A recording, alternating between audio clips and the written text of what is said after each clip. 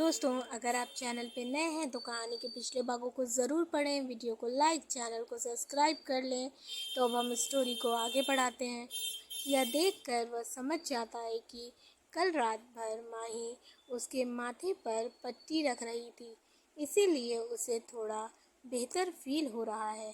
तब आरव जल्दी से उठता है, हालांकि उसे अभी भी थोड़ी वीकनेस लग रही थी, लेकिन वो अपनी परवाह किए बिना उठता है और माही के पास चला जाता है। उसे अपनी बाहों में उठाकर आहिस्ता से बेड पर लिटा देता है और फिर उसके सर को सहलाते हुए बोलता है, माही, तुम्हें मेरी फिक्र है, तुम भी मेरी परवाह करती हो। इसका मतलब तो यही है कि तुम भी मुझसे प्यार करती हो, बस कह नहीं पा रही हो। वह धीरे से उसके माथे पर किस करता है और फिर शावर लेने चला जाता है। शावर लेकर ऑफिस के लिए रेडी हो जाता है, लेकिन उसे बहुत वीकनेस फील हो रही थी।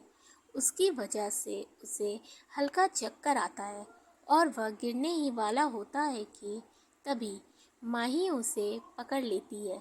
माही, मिस्टर आरव, आप ठीक तो हैं? आरव, हाँ मैं ठीक हूँ, बस थोड़ा चक्कर आ गया था, पर don't worry, I am fine. अच्छा, अब मैं ऑफिस के लिए निकलता हूँ, मुझे लेट हो रहा है। वह जैसे ही जाने के लिए अपने कदम बढ़ाता है कि तभी माही तुरंत उसका हाथ पकड़ती है और बेड पर बैठा देती है और डांटते हुए बोलती है, आपकी तबीयत ठीक नहीं और आप ऑफिस जा रहे हैं। एक दिन आप अपना काम छोड़ नहीं सकते। आपको अपनी सेहत से ज़्यादा काम की पड़ी है। आपका फीवर कम हुआ है पर उतरा नहीं है, जिससे आपको वीकनेस लग रही है और चक्कर आ रहा है। आरव, लेकिन माही, मेरा ऑफिस जाना बहुत ज़रूरी है। आज मेरी बहुत इम्पोर्टेंट मीटिंग है। माही, बिल्कुल भी नहीं, आप कहीं नहीं जा रहे हैं। चुपचाप से बेड पर लेटिए, मैं आपके लिए ब्रेकफास्ट लेकर आ रही हूँ और मेडिसिन भी। तब तक आप यहाँ से कहीं नहीं जाएंगे, समझे आप? यह बोलकर माही चली जाती है। वहीं आरव मुस्कुराते हुए बोलता है, मैं यही तो चाहता हूँ कि तुम मेरी फिक्र करो, मेरी परवाह करो और तुम मुझ पर अपना हक जताओ, क्योंकि तुम मेरी पत्नी हो, इसीलिए तुम्हारा मुझ पर पूरा हक है। इतना बोलकर आरव अपने कपड़े चेंज करने चला जाता है। वह 3 पीस सूट से कैजुअल लुक में आ जाता है। वह ब्लैक शर्ट और ब्लैक जीन्स पहने बेड पर आकर बैठ जाता है। तभी माही उसके लिए नाश्ता और मेडिसिन लेकर आती है। पीछे पीछे पिया भी आती है और आरव के पास बैठते हुए बोलती है, आप ठीक तो है ना आरव भाई? आरव मुस्कुराते हुए बोलता है, हाँ मेरी बहन, मैं ठीक हूँ, तुम फिक्र मत करो। पिया, कैसे फिक्र ना करूँ भाई? क्या ज़रूरत थी आपको बारिश में भीगने की, जबकि आप ये अच्छे से जानते हैं कि आप जब जब बारिश में भीगते हैं तब तब बीमार पड़ते हैं। माही यह सुनकर चौंक जाती है, आरव को देखती है। आरव कुछ नहीं बोलता। तभी माही पिया से बोलती है, पिया, तुमने ब्रेकफास्ट किया? पिया, अभी नहीं भाभी। माही, मैंने टेबल पर ब्रेकफास्ट लगवा दिया है, जाओ जाकर कर लो। तब पिया चली जाती है। माही ब्रेकफास्ट लाकर आरव को देती है और बोलती है, मिस्टर आरव, आपने बताया क्यों नहीं कि बारिश में भीगने से आप बीमार पड़ जाते हैं? अगर आप बता देते तो मैं आपको फोर्स नहीं करती भीगने के लिए, ना ही आप बीमार पड़ते। आरव, माही तुमने मुझे फोर्स नहीं किया, इसीलिए प्लीज़ तुम खुद को ब्लेम मत करो। तुमने तो सिर्फ मुझे बुलाया था, लेकिन आया तो मैं अपनी मर्ज़ी से था ना। एनीवे, तुमने ब्रेकफास्ट किया? माही ना में अपनी गर्दन हिला देती है। आरव, ठीक है, फिर हम साथ में ब्रेकफास्ट करेंगे। यह बोलकर आरव नाश्ते की ट्रे बेड पर रखते हुए बोलता है, माही तुम खड़ी क्यों हो, बैठो। तब माही भी आरव के साथ बैठ जाती है और फिर दोनों साथ में ब्रेकफास्ट करते हैं। आरव का तो मन कर रहा था कि माही उसे अपने हाथों से खिलाए, लेकिन वह चाह कर भी माही से ये नहीं कह पाता। कुछ देर में दोनों ब्रेकफास्ट खत्म कर लेते हैं। ब्रेकफास्ट करने के बाद माही थर्मामीटर लाकर आरव का बुखार चेक करती है। फीवर अभी भी नहीं उतरा था, पट्टी करने से सिर्फ कम हुआ था। आरव का बदन अभी भी जल रहा था। तभी माही ढेरों मेडिसिन आरव के सामने लाकर रख देती है। आरव चौंकते हुए बोलता है, ये क्या है? माही, मेडिसिन है। आरव, तो मुझे भी दिख रहा है, पर इतनी सारी? माही मुस्कुराते हुए बोलती है, प्लीज़ मिस्टर आरव, आप बच्चों की तरह मुंह मत बनाइए। ये सब आपको खानी है। आरव, बिल्कुल भी नहीं, मुझे नहीं खानी। माही, आपको खानी पड़ेगी। आपको ये मेडिसिन 3 टाइम खानी है, इसीलिए आपको ज़्यादा लग रही है। अभी जो खानी है वो मैं आपको दे देती हूँ।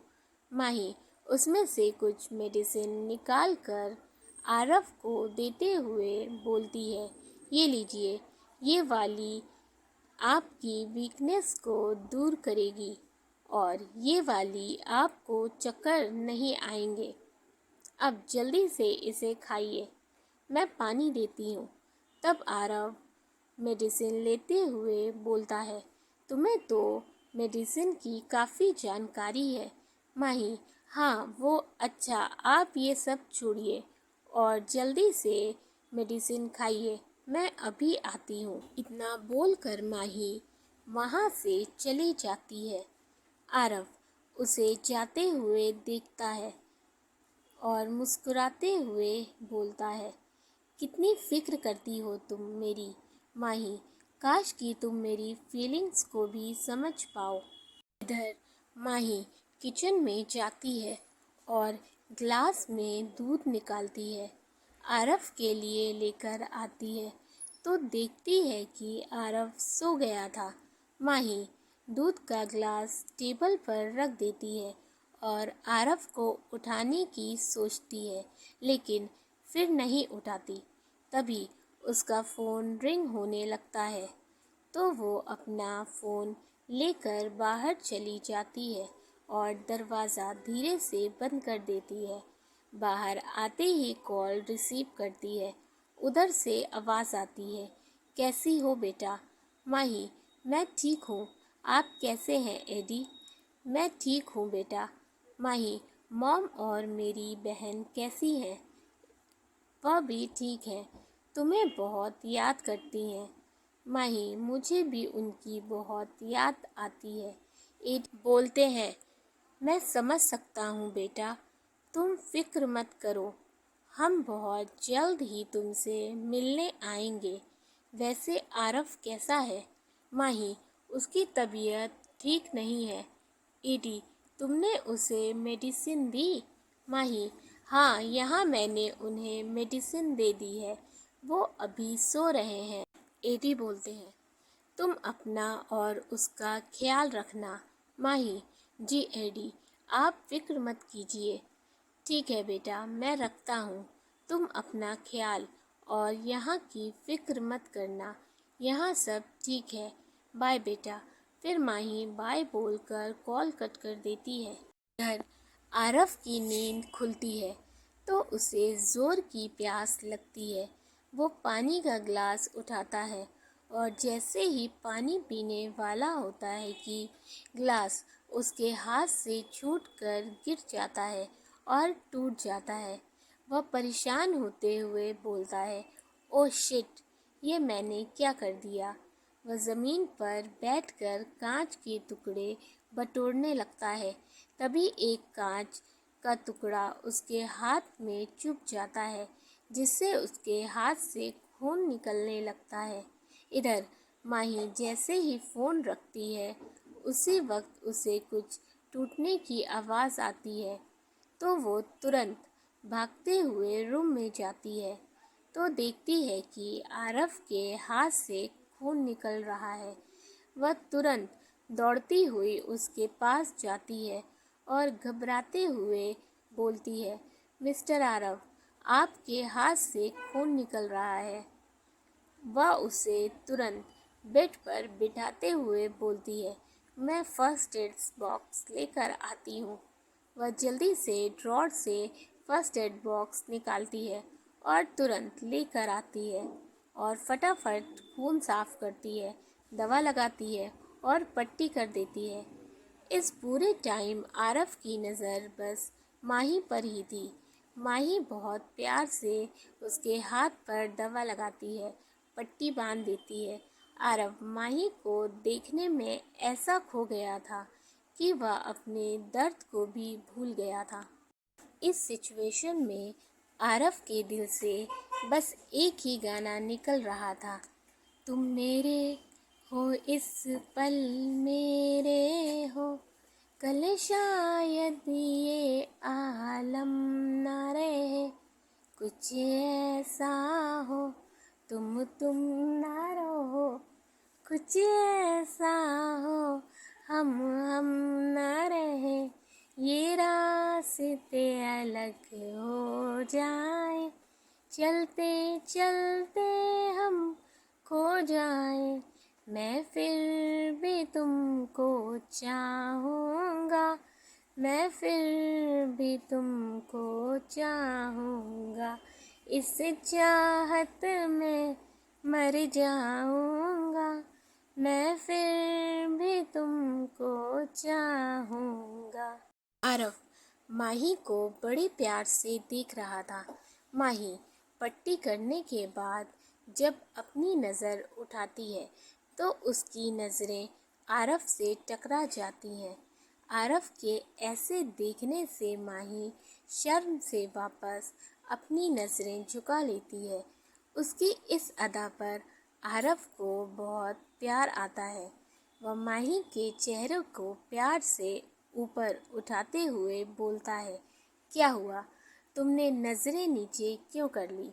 आरव के ऐसे सवाल पूछने से माही को समझ नहीं आता कि वो क्या बोले, इसीलिए वो बात को पलटते हुए बोलती है, पहले आप मुझे ये बताइए कि आप कांच के टुकड़ों को क्यों उठा रहे थे। चुभ गया ना वह आपके हाथ में, कितना खून निकल रहा है और ऊपर से आपकी तबीयत भी ठीक नहीं है, आपको ये सब करने की क्या ज़रूरत थी। मैं संदीप को बोलकर उसे साफ करवा देती ना। माही का ऐसा फिक्र करना आरव को अच्छा लग रहा था। उसका दिल चाह रहा था कि अभी वो माही को अपने गले से लगा ले और उसे अपने दिल की बात बता दे। माही, क्या हुआ मिस्टर आरव, आप कहाँ खो गए। आरव, माही रिलैक्स, मैं ठीक हूँ, डोंट वरी, हल्की सी चोट है, ठीक हो जाएगी। वैसे तुमने ड्रेसिंग बहुत अच्छी की है, एकदम डॉक्टर की तरह। तो अगर आपको कहानी अच्छी लगी तो वीडियो को लाइक कर दें, चैनल को सब्सक्राइब करना बिल्कुल ना भूलें। साथ ही अपने फैमिली एंड फ्रेंड्स के साथ भी शेयर करें। अपने फीडबैक हमें ज़रूर दें। Thank you for watching and keep supporting. Love you all.